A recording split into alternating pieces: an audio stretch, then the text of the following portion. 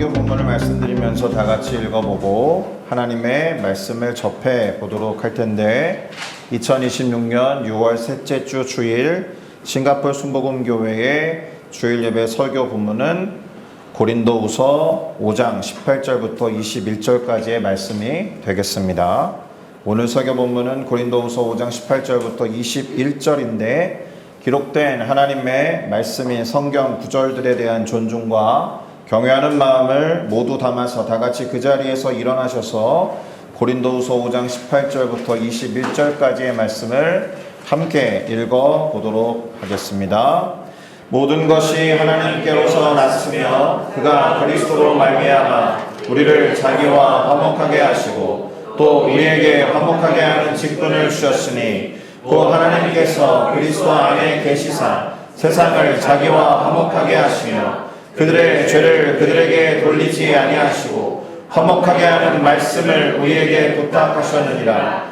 그러므로 우리가 그리스도를 대신하여 사신이 되어 하나님이 우리를 통하여 너희를 권면하시는 것 같이 그리스도를 대신하여 간청하노니 너희는 하나님과 화목하라. 하나님이 죄를 알지도 못하신 이를 우리를 대신하여 죄로 삼으신 것은 우리로 하여금 그 안에서 하나님의 의의가 되게 하려 하심이라. 아멘. 네, 자리에 앉으셔도 좋겠습니다. 자, 저는 방금 우리가 함께 읽어본 이 고린도후서 5장 18절부터 21절까지의 말씀을 가지고 화목하게 하는 직분과 말씀을 맡은 자 그리스도의 대사, 제목이 좀 길기는 한데 이와 같은 제목으로 잠시 말씀을 나누고 함께 기도함으로써 화평에 관한 설교의 세 번째 시간을 가져보면서 우리에게 주어진 새로운 한 주간을 결단하며 나아가 보고자 합니다. 자, 여러분, 화평과 화목 또는 화해, 이와 같은 단어와 함께 한 번쯤 떠올려 봤을 법한 단어가 있는데 그것은 협상이라는 단어일 겁니다. negotiation이라고 부르는 협상이라는 단어를 한 번쯤 떠올려 볼 법합니다. 뭔가 양쪽 진영이 첨예하게 대립하고 있을 때 중재한다거나 합의에 도달하게 하기 위해서 하는 행위가 negotiation, 협상이죠. 물론 우리가 이제 영화 같은 데서 자주 접하게 되는 이 negotiation의 상황은 좀 심각하죠. 뭐 인질을 붙잡고 있을 때 그 범죄자 또는 테러리스트하고 경찰 쪽에서 나오는 협상가가 뭐 이렇게 합의에 이르기 위해서 설득하는 그런 상황들이 벌어지면 안 되겠죠. 그런 안타깝고 안쓰러운 상황을 이제 상정하기가 쉽지만 어쨌든 이 협상, negotiation이라는 단어는 뭔가 의견이 다른 두 주체 간의 중재와 어떤 합의를 도출하기 위한 과정이라고 말할 수 있습니다. 그런데 이러한 협상이라는 단어를 쓰든지 아니면 타협이라고 부르든지 중재라고 하는 단어가 사용되는 상황을 잘 떠올려 보시면 뭔가가 전제되어 있음을 우리는 먼저 인정해야 돼요. 협상이랄지 합의랄지 중재랄지 이런 단어가 쓰여지려면 어긋남을 전제로 한다는 거예요. 충돌하고 있다거나 의견이 대립되고 있다는 상황을 전제로 해야 그것이 필요한 거죠. 그 의견을 맞춰 본다라든지 그 상황을 대립되는 상황을 해결한다라든지 그런 것이 필요하다는 것이 아니겠습니까? 화해나 화합이나 평화나 화평 이런 단어를 쓰려면 그렇지 않은 전 상태를 전제해야 한다라는 거예요. 그리고 그렇지 않은 전 상태를 전제한다라는 거는 화해와 화합과 평화와 화평과 같은 상태를 목표로 한다라는 겁니다. 우리가 구원에 대해서 이야기할 때도 구원이 필요한 상황을 전제로 하는 것 아닙니까? 내가 지금 몸이 아플 때 그 아픈 질병으로부터의 구원을 이야기하려면 아픔을 전제로 한다라는 거예요. 질병을 전제로 한다라는 거예요. 내가 죄와 사망으로부터 구원을 얻는다라고 말하려면 내가 죄와 사망 안에 있다라는 얘기예요. 맞죠? 내가 가난으로부터 벗어나고 싶어. 그러면 내가 가난하다는 뜻이지 아니겠습니까? 그러니까 타협이라든지 협상이라든지 합의라든지 화목, 화해 이런 단어들은 바로 안 좋은 상황을 전제로 할 때 성립하는 말이에요. 은혜라는 말도 죄 가운데 있을 때 은혜가 필요한 것 아니겠습니까? 그래서 죄가 있는 곳에 은혜가 있다라는 말이 성경에 기록되어 있는 겁니다. 화해를 말한다라는 것은 화합하지 못한 상태를 전제로 한다. 그러니까 우리가 이번 달에 계속해서 이야기하고 있는 화평이라는 개념, 평화라는 개념, 평안이라는 개념도 화평하지 못한 상태, 평안하지 못한 상태, 덜 평안하거나 덜 평화로운 상태를 전제로 하니까 그와 같은 열매를 맺고자 하는 거죠. 그러기 위해서 기도하는 것이고, 만족하고 자족한다라면 사실은 구하지 않아도 되는 단어일 겁니다. 그리고 무엇보다도 화평하지 못하다면, 평안하지 못하다면, 화목하지 못하다면 그 이유가 어디에 있을까? 이런 질문을 던져볼 필요가 있죠.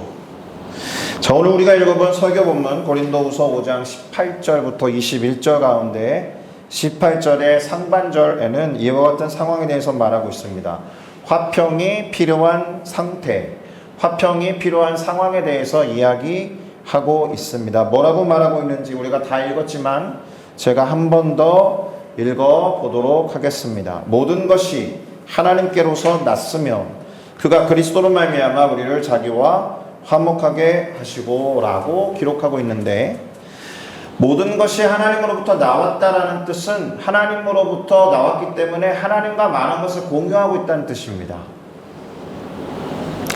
우리가 자녀를 낳으면 자녀는 부모로부터 나왔기 때문에 그 아이는 부모의 많은 것들을 공유하고 있다는 뜻입니다.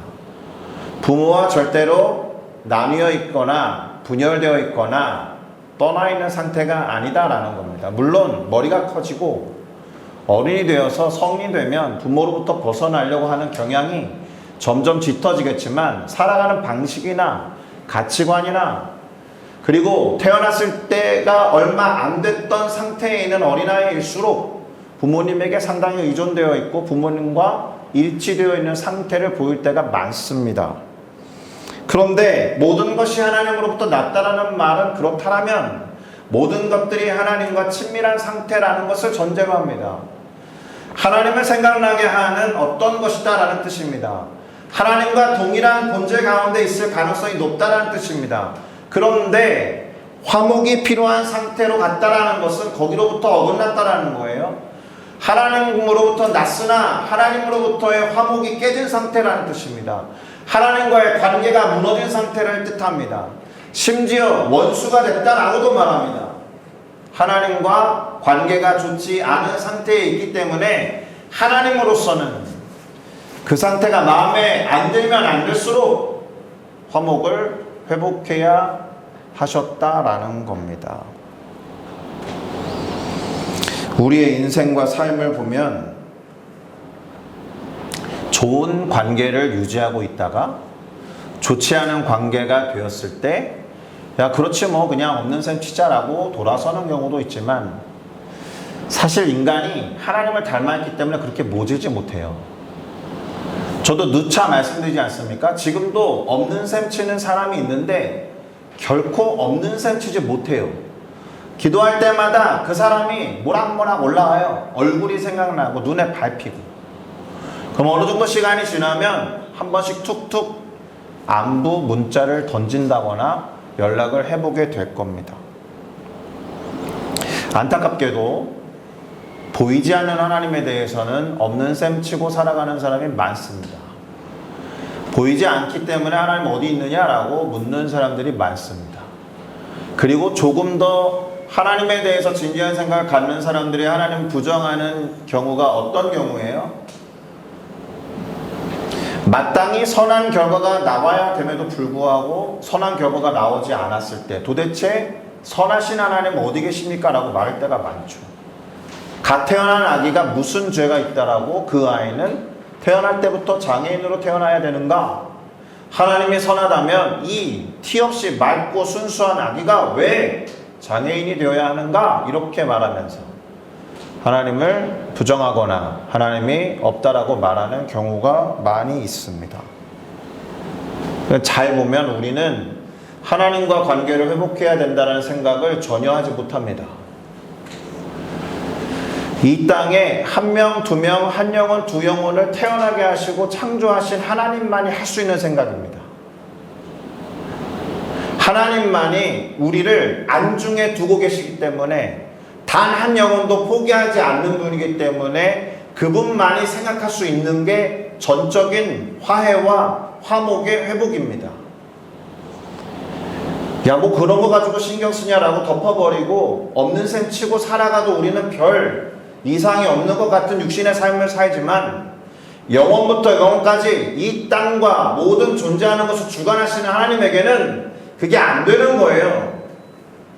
회복해야 될 관계가 눈에 자꾸 밟힐걸요. 그래서 그것을 해결할 수 있는 유일한 방법으로 예수 그리스도를 이 땅에 보내셨다라는 거예요. 자, 방금 읽어본 본문은 대조가 보입니다. 잘 모르시겠지만 정리를 해보면 이렇게 되겠죠. 하나님께로부터 모든 것이 나왔다라는 사실과 함께 하나님이 그리스도로 말미암아서 우리를 당신과 화목하게 하셨다는 사실이 원래는 대조를 이루고 있다라는 거예요. 필요 없는데 그리스도로 말미암아서 화목하게 할 필요가 없잖아요.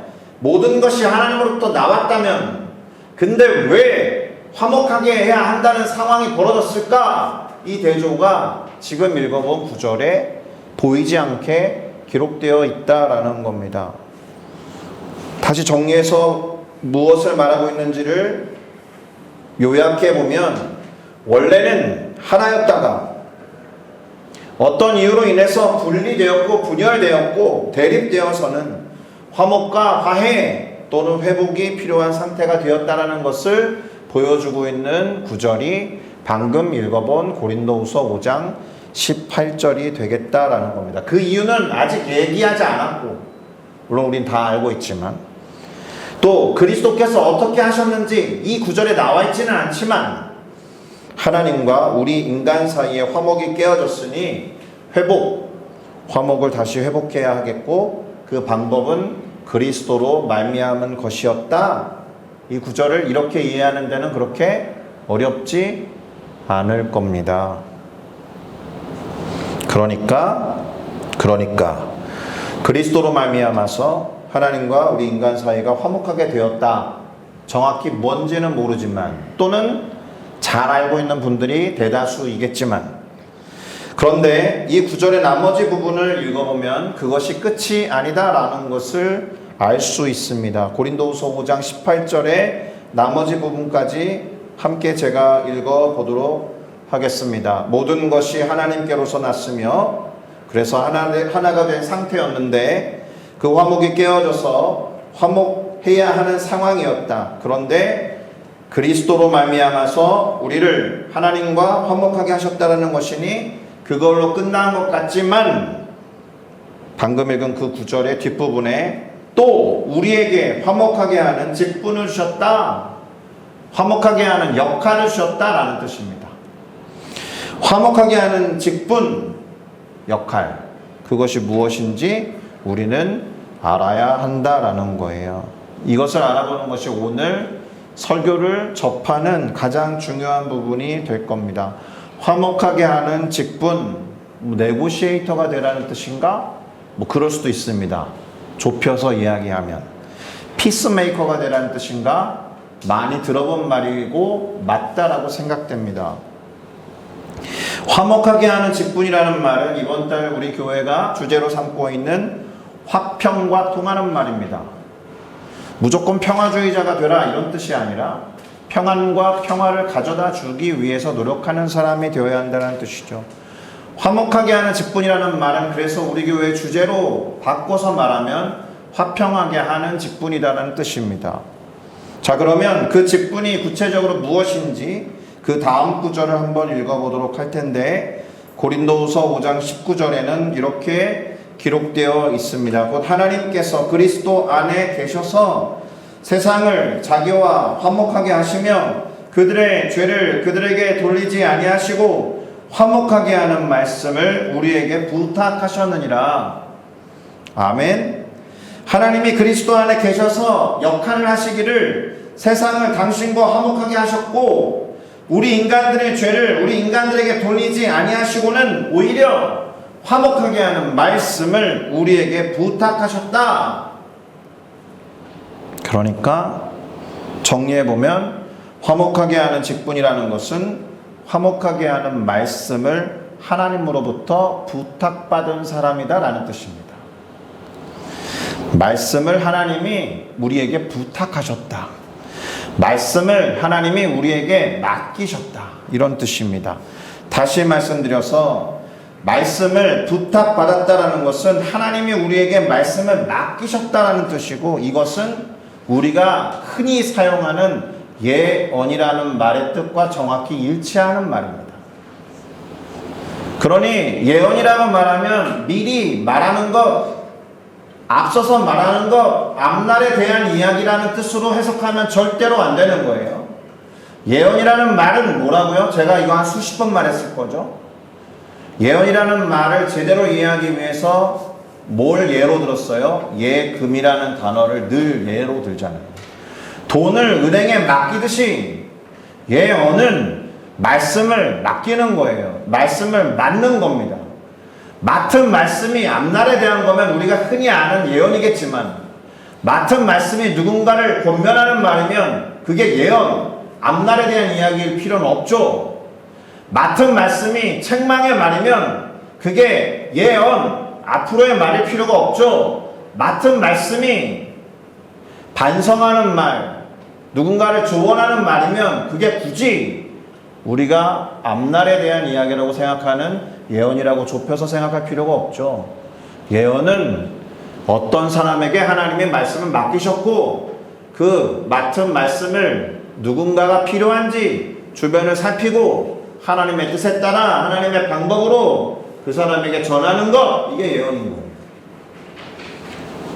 그러니 우리 아들이 이번 입시에서 어느 대학에 가야 됩니까? 라고 묻는 식의 예언의 은사를 받으신 분에게 찾아가서 복채를 지어주는 대신에 헌금입니다 이렇게 말하고 서울대를 쓸까요? 이렇게 하는 건 예언의 은사를 받으신 분들을 점쟁이 취급하는 것과 같다라는 거예요. 그리고 그런 식으로 예언하시는 분들은 사실 조심하셔야 합니다. 예언에 대해서 분명히 아시고, 기독교에서는 앞날에 대한 이야기를 하는 걸 예언이라고 말하지 않는다. 하나님께서 주시는 말씀을 맡았는데 그 말씀이 성경에 근거할 수 있고, 성경에 근거해서 확인된 말씀을 가지고 누군가에게 필요한 말씀을 전해주는 사람이 예언의 은사를 가진 사람이다 라는 겁니다. 자, 그런데 하나님이 우리에게 구원받은 하나님의 자녀들에게, 당신과 이미 화목을 이룬 자들에게 말씀을 맡기셨다, 예언하셨다라는 건데, 어떤 말씀을 맡기셨다고요? 화목하게 하는 말씀을 맡기셨다. 그리고 그 구체적인 내용은 그 다음 구절, 고린도후서 5장 20절에 나옵니다. 뭐라고 되어 있을까요? 제가 읽겠습니다. 그러므로 우리가 그리스도를 대신하여 사신이 되어 하나님이 우리를 통하여 너희를 권면하시는 것 같이 그리스도를 대신하여 간청하노니 너희는 하나님과 화목하라, 이렇게 기록하고 있으니까 일단 화목하게 하는 말씀의 내용이 뭐라는 거예요? 세상아, 너희는 하나님과 화목해라 라는 이 말을 전해야 한다는 것이니까, 하나님은 우리 가운데 세상아 나와 화목해라 라는 말씀을 맡기셨다라는 겁니다. 그러면 하나님과 먼저 화목된 우리는 화목하지 않은 다른 사람들에게 하나님과 화목하십시오라고 말해야 된다라는 뜻입니다. 그 예언입니다. 예언가입니다. 특별히 예언가라고 붙이지 않아도.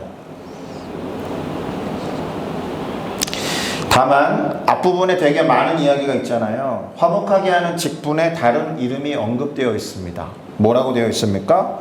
화목하게 하는 직분의 다른 이름이란 그리스도를 대신하는 사신, 대사, 외교관, 앰베서더라는 뜻입니다. 그리스도의 말을 전하는 대사, 그리스도의 대사를 말한다. 그래서 방금 읽어본 그 구절을 조금 더 풀어서 설명을 해드리면 이렇게 되겠죠. 하나님이 우리를 통하여 너희에게 권면하신 것처럼, 다시 말해서 하나님이 우리를 너희에게 권면하는 말씀을 맡기신 사신으로 삼으신 것처럼 이제 우리가 그리스도를 대신하여 너희에게 간청하는 말을 할 텐데 그 내용이란 무엇이냐? 여러분, 하나님과 화목하십시오라는 말이다라는 거예요. 자, 여기까지 오늘 구절을 정리해보면 하나님의 자녀들은 하나님께로부터 났기 때문에 원래는 하나님과 하나였으나 죄로 말미암아서 어긋나는 관계, 곧 떨어져 나간 관계가 되었다가 다시 말해서 화목을 회복해야 하는, 화해해야만 하는 그런 관계에 있었다가 그리스도로 말미암아서 하나님과 화목하게 되었고 이제 다른 이들에게 하나님과 화목할 것을 말하며 전하는 그리스도의 대사, 그리스도의 사신, 그리스도의 앰베서더, 그리스도의 외교관이 되어야 한다라는 겁니다. 이게 우리의 정체성이에요. 그 전제는 뭐냐면 내가 하나님과 화목하고 있느냐가 전제죠. 내가 하나님과 화목해서 그 삶이 너무 재미있고 즐거워서 그것을 누군가에게 권하지 않을 수 없는 상태에 있는가. 하나님의 자녀라는 정체성은 거기서 끝나는 게 아니라 하나님의 자녀로서 더 해야 할 것이 있다. 그래서 오늘 예배 시작할 때 더하는 것, 더 있는 것, 이런 이야기를 한 겁니다. 화목하게 하는 직분이 주어졌다. 화목하게 하는 말씀을 맡아서 전하는 이 그리스도를 대신해서 사신이 되어서는 화목하게 하는 말을 전하는 사람. 세상아 하나님과 화목하십시오. 이렇게 말하고 선포하는 이가 바로 우리 하나님의 자녀다라는 겁니다. 할렐루야. 여기에서 이제 전도라는 말이 나오는 거죠. 선교라는 말도 나오는 겁니다. 그리고 마지막 구절이 우리가 어떤 상태에 있었는지, 또 그래서 어떤 상태로 변화되었는지, 어떻게 그러게 되었는지를 말해주고 있는데 아주 중요한 구절이니까 이 구절은 같이 한번 읽어보겠습니다. 오늘 설교 본문의 마지막 구절, 고린도후서 5장 21절을 다 같이 함께 읽겠습니다. 하나님이 죄를 알지도 못하신 이를 우리를 대신하여 죄로 삼으신 것은 우리로 하여금 그 안에서 하나님의 의가 되게 하려 하심이라. 아멘. 어려운 말인데 이게 무슨 뜻입니까? 일단은 예수님은 죄를 알지도 못했던 이다라는 겁니다. 하나님의 아들이니까 하나님으로부터 낳고 하나님으로부터 나왔기 때문에 하나님과 동일을 본 채, 그래서 죄를 알지 못하는 분이었는데 그 그리스도로 하여금 아버지 되신 하나님이 우리 곧 죄를 대신하게 해서 죄로 삼으셨는데 그 이유가 뭐라는 거예요? 우리로 하여금 그리스도 안에서 그리스도로 말미암아서 하나님의 의, 곧 죄와 상관이 없는 존재가 되게 하려는 이유에서 그렇게 하셨다.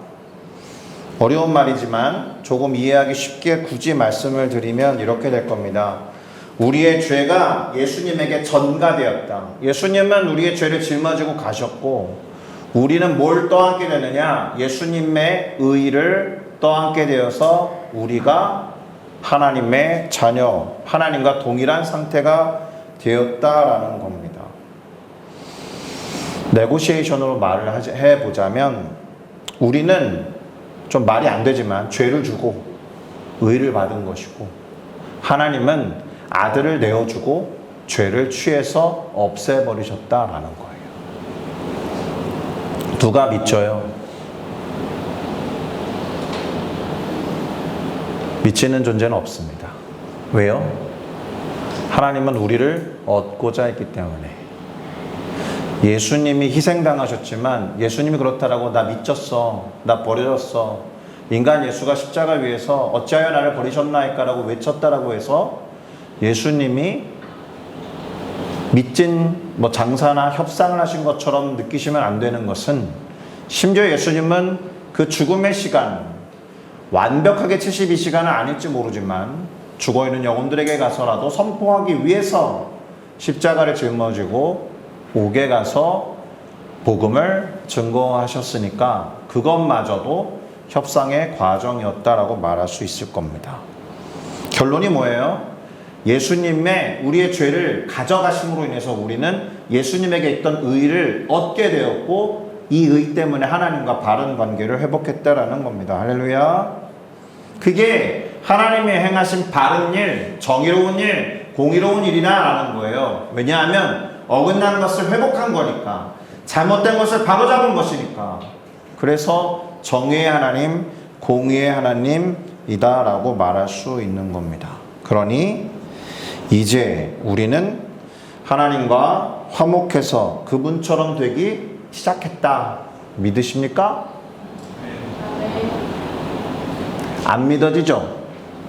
내가 교회를 오래 다녔는데 별로 달라진 게 없고, 내 주변 친구들도 야, 너 교회 다니는 애가 왜 그래? 이런 이야기를 더 많이 듣고 있다. 확신하기 어렵죠? 내 행위와 내 행실과 내 말을 통해 보면. 나한테 초점을 두면 믿을 수 없죠? 근데 믿음의 목적은 언제나 누구라고요? 하나님이라고요. 그렇게 바꾸신 하나님 때문에 믿는 거죠. 하나님을 믿으니까 그렇게 말할 수 있는 거예요. 나를 믿으면 안 돼요. 하나님이 행하신 일 때문에 그렇게 된 줄로 믿습니다. 원래 하나님으로부터 났는데 제자리를 찾게 되었다라고 믿는 겁니다. 우리는 지금 예수님으로 인해서 바른 위치에 놓이게 되었다. 정위치했다. 정치했다. 바를 정자에 위치할 위치자를 써서. 그래서 이제 화해와 화목, 무엇보다도 하나님과 화평의 자리에 있으니, 야, 이거 내가 화평한 거 맞아? 내가 이거 하나님의 자녀된 거 맞아? 라고 고민하는 데 시간을 허비할 게 아니라 화목하게 된 하나님을 누려도 시원치 않은 시간 가운데 있다. 계속 죄 때문에 괴로워하고, 나 오늘 그 죄 또 졌어 라고 반복해서 짓는 죄를 괴로워하는 것보다, 그럼에도 불구하고 이 썩을 나를 구원하셔서 자녀 삼아 주셨다라는 은혜 때문에 감사를 더하고 더하고 더할 때 반복해서 짓는 죄로부터 점점 멀어지게 될 겁니다.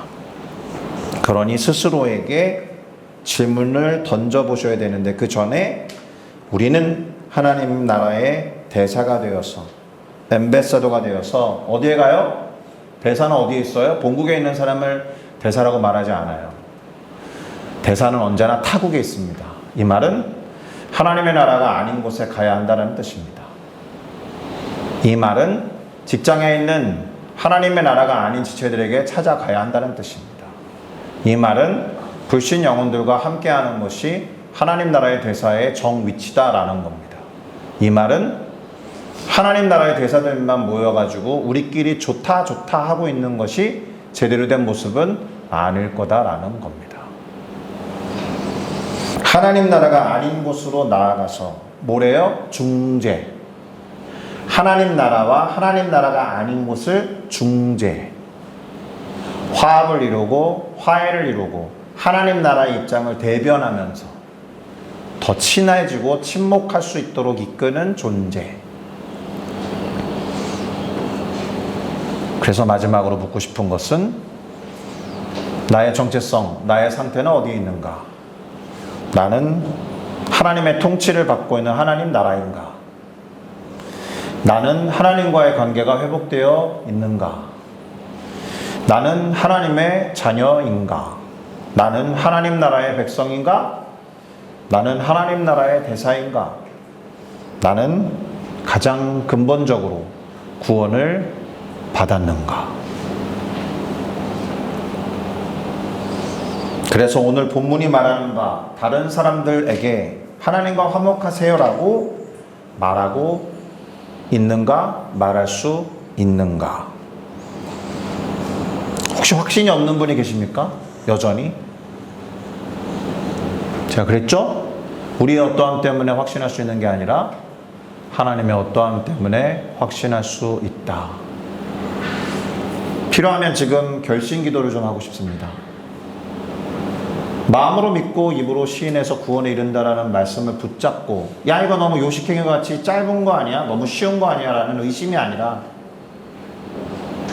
하나님이 예수 그리스도의 핏값으로 기록하신 말씀에 근거해서 기록한 그 구절에 있듯이 입으로 시인하는 지금의 기도를 통해 다시 한번 하나님의 자녀가 되었다는 사실을 선언하고 선포하는 시간을 가지려고 합니다. 그러니 눈을 감으시고 제 기도를 따라 고백하시면 되겠습니다. 자기 귀에, 자기 영혼에게 들릴 정도의 크기면 충분합니다.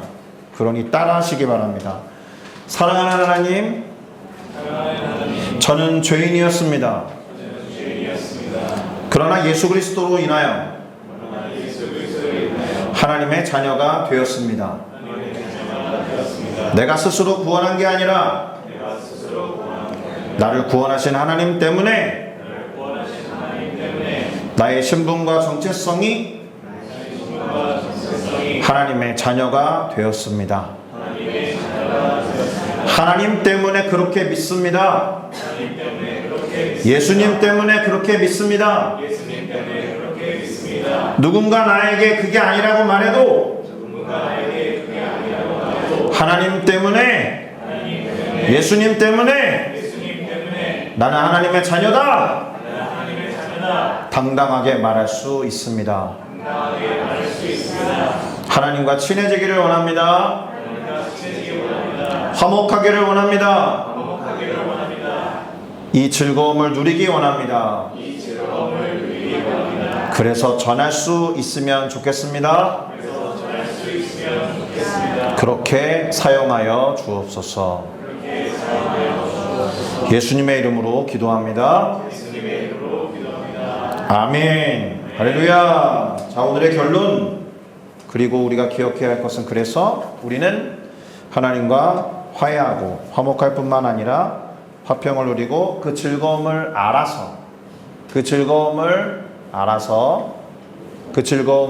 기쁨을 알아서 도저히 말하지 않을 수 없겠다. 이런 우리 모두가 되기를 예수 그리스도의 이름으로 축복합니다. 기도하시겠습니다.